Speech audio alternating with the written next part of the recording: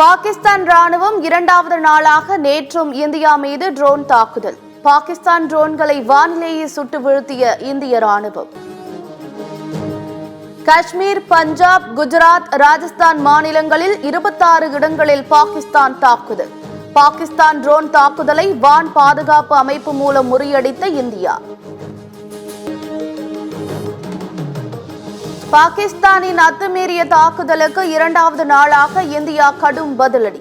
இஸ்லாமாபாத், லாகூர் உள்ளிட்ட 5 நகரங்களில் இந்திய ராணுவம் ட்ரோன் தாக்குதல். இந்தியாவின் தாக்குதலால் ராவல்பிண்டியில் உள்ள நூர்கான் விமானப்படை தளம் பற்றி எரிந்தது. முரிட், ஷோர்கோட் ராணுவ தளங்கள் மீதும் இந்திய ராணுவம் அதிரடி தாக்குதல். 3 விமானப்படை தளங்கள் மீது இந்தியா தாக்கியதால் பாகிஸ்தான் வான்பகுதி முழுவதுமாக மூடல்.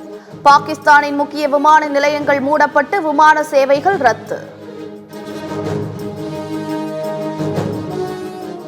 பஞ்சாபில் சுட்டு வீழ்த்தப்பட்ட பாகிஸ்தானின் ட்ரோன் பாகங்கள் விழுந்து 3 பேர் காயம்.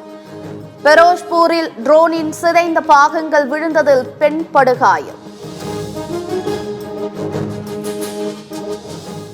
பாகிஸ்தான் ட்ரோன் தாக்குதலால் பஞ்சாப் மாநிலம் பெரோஸ்பூரில் தீ விபத்து. குடியிருப்பு பகுதியில் ஏற்பட்ட தீ உடனடியாக அணைக்கப்பட்டு மக்கள் பத்திரமாக மீட்பு.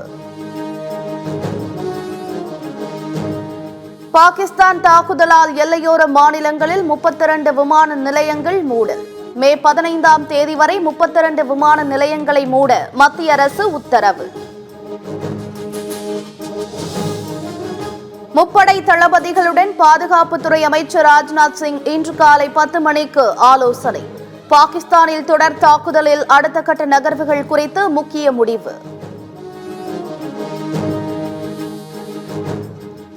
பாகிஸ்தான் ட்ரோன் தாக்குதலால் 4 மாநிலங்களில் சைரன்கள் ஒலிக்கப்பட்டு மின்சாரம் துண்டிப்பு. காஷ்மீர், பஞ்சாப், குஜராத், ராஜஸ்தான் மாநிலங்களில் இரண்டாவது நாளாக இருள் சூழ்ந்தது. பாகிஸ்தான் தாக்குதலால் பாதுகாப்பு நடவடிக்கைகள் குறித்து எல்லையோர மாநில முதலமைச்சர்கள் அவசர ஆலோசனை.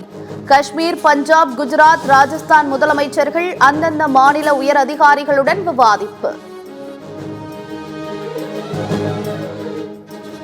எல்லை பகுதிகளில் வசிக்கும் மக்கள் வீடுகளை விட்டு வெளியே வர வேண்டாம். எல்லையோர மக்கள் பாதுகாப்பாக இருக்க அரசு அறிவுறுத்தல். தாக்குதல் குறித்து வலைதளங்களில் பரவும் வதந்திகளை நம்ப வேண்டாம். காஷ்மீர் மக்களுக்கு அம்மாநில முதலமைச்சர் உமர் அப்துல்லா அறிவுறுத்தல்.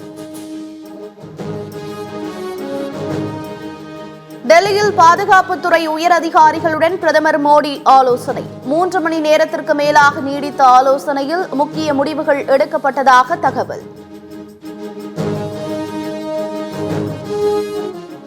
பாகிஸ்தான் ராணுவம் மீது பலுச்சிஸ்தான் போராளிகள் மீண்டும் தாக்குதல். கையெறி குண்டுகள் மூலம் தாக்கியதில் பற்றி எறிந்த போலீஸ் வாகனங்கள்.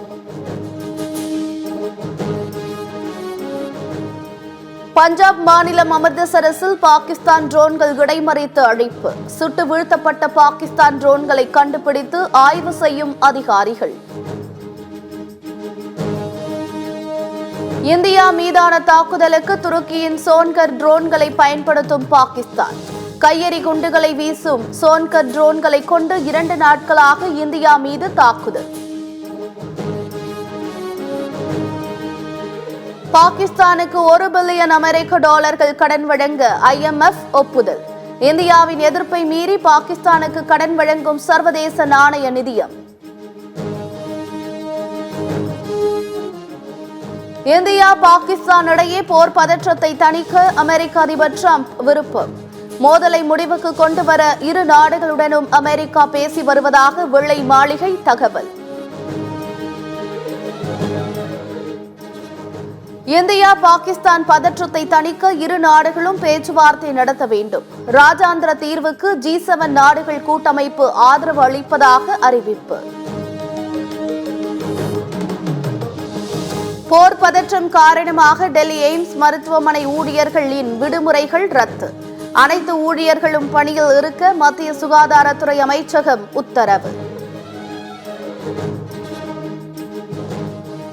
வங்கி சேவைகள் தடையின்றி கிடைப்பதை உறுதி செய்ய வங்கிகளுக்கு நிர்மலா சீதாராமன் உத்தரவு. எல்லை பகுதிகளில் உள்ள வங்கிகள் பாதுகாப்பு அமைப்புகளுடன் ஒருங்கிணைந்து செயல்பட அறிவுறுத்தல். ராணுவத்துக்கு ஆதரவு தெரிவித்து முதலமைச்சர் மு.க.ஸ்டாலின் தலைமையில் சென்னையில் இன்று பேரணி. சென்னை டிஜிபி அலுவலகம் முதல் தீவுத்திடல் போர் நினைவு சின்னம் வரை நடைபெறும் என அறிவிப்பு. காரைக்காலில் ட்ரோன்கள் பறக்க மாவட்ட நிர்வாகம் தடை விதிப்பு. வலைதளங்களில் வதந்திகளை பரப்பினால் கடும் நடவடிக்கை எடுக்கப்படும் என எச்சரிக்கை.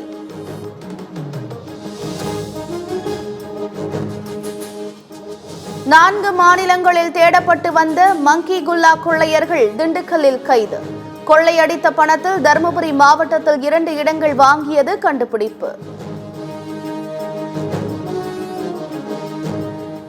திருநெல்வேலியில் அமையவுள்ள நூலகத்திற்கு காயிதே மில்லத் பெயர் சூட்டப்படும் என முதலமைச்சர் அறிவிப்பு.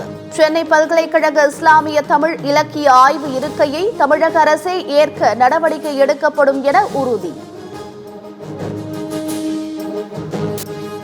நைஜீரியாவில் வாகனங்களை குறிவைத்து பிரிவினைவாத கும்பல் தாக்குதல். துப்பாக்கிச் சூடு மற்றும் தீ வைப்பில் 30 பேர் உயிரிழப்பு, பலர் படுகாயம். உக்ரைன் ஆயுதங்கள் கொள்முதல் செய்ய ஐரோப்பிய யூனியன் 1.9 பில்லியன் யூரோஸ் உதவி. ஐரோப்பிய யூனியனால் முடக்கப்பட்ட ரஷ்யாவின் சொத்துக்களை விற்பனை செய்து உதவி. பஞ்சாபில் இருந்து பத்திரமாக சிறப்பு ரயிலில் அடைத்து வரப்பட்ட IPL கிரிக்கெட் வீரர்கள். பலத்த பாதுகாப்புடன் தலைநகர் டெல்லி வந்தடைந்த பஞ்சாப் டெல்லி அணி வீரர்கள். Italy open டென்னிஸில் Zverev, Alcaraz, ரூனே, Medvedev, Tsitsipas 3வது சுற்றுக்கு முன்னேற்றம். மகளிர் ஒற்றையர் பிரிவில் சபலன்கா, கோகோ காஃப், ரெடுகானு 3வது சுற்றுக்கு தகுதி.